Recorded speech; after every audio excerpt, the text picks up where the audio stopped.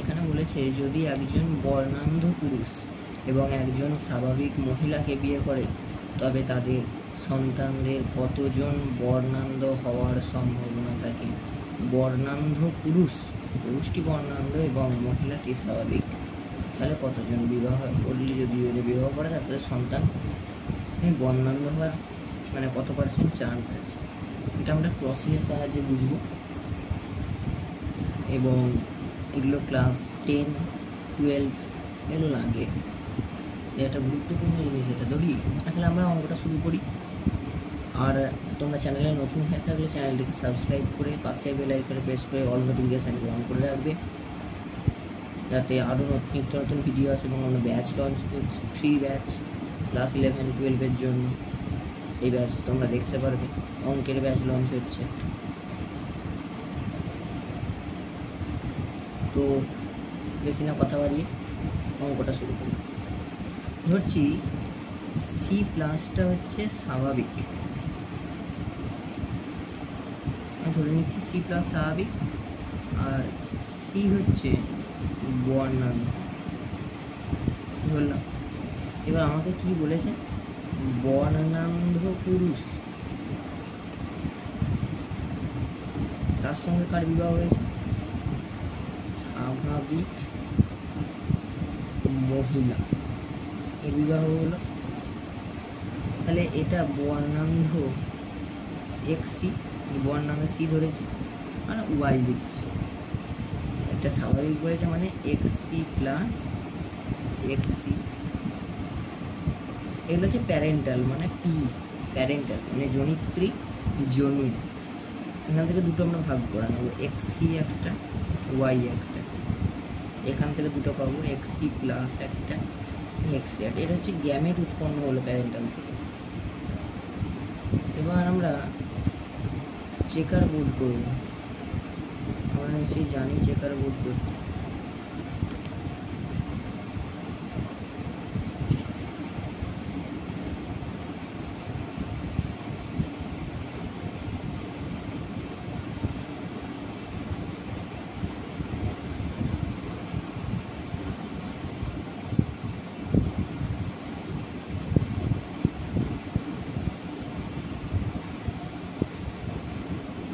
যেমন checker board হয়,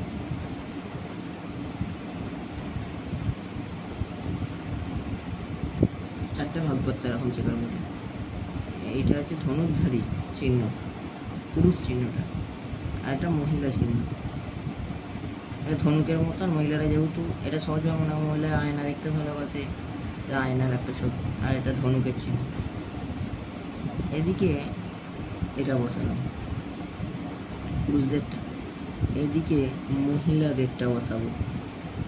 আমরা অঙ্কে কোনাকুনি গুণ করা জানি, এর সাথে এর গুণ করব, XC প্লাস XC,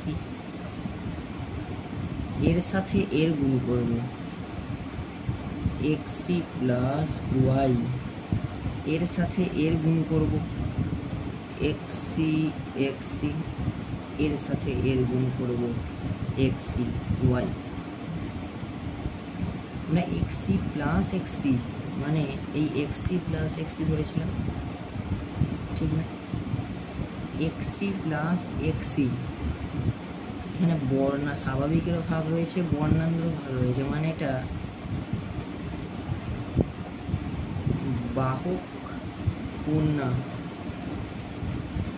এটা C+, দ্যাট মিনস স্বাভাবিক, তাহলে এখানে স্বাভাবিকেরও ভাগ রইল।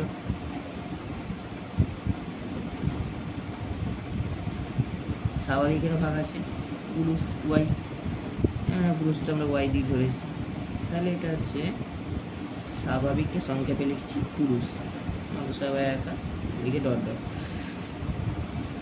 XC XC কী হবে, সবই বর্ণান্ধ, সিটা তো বর্ণান্ধ, মানে C দুটোই বর্ণান্ধ।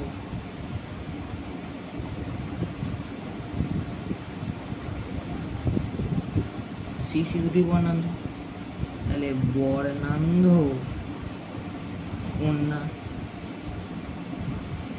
এটা কিন্তু বাহক, এটা কিন্তু বর্ণান্ধ, এখানে আঁকা দেওয়া আছে, এটা নেই।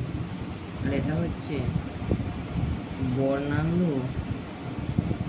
পুরুষ, এটা কি F1 জনি মানে ফার্স্ট ফিলিয়াল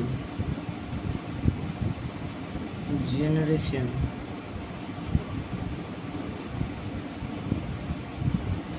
এটা আমাকে প্রশ্নটা কি করেছিল, কতজন সন্তানদের মধ্যে কতজন বর্ণান্ধ হবে, সন্তানদের মধ্যে কতজন বর্ণান্ধ হবে, দুজন বর্ণান্ধ, চারটে, টোটাল যদি 100 ধরি, 25 25 25 25, এই এটা সব বাহক, এটা স্বাভাবিক, এই দুটো বর্ণান্ধ, তাহলে 25 বর্ণান্ধ 25 বর্ণান্ধ, অতএব 50% বর্ণান্ধ হবে।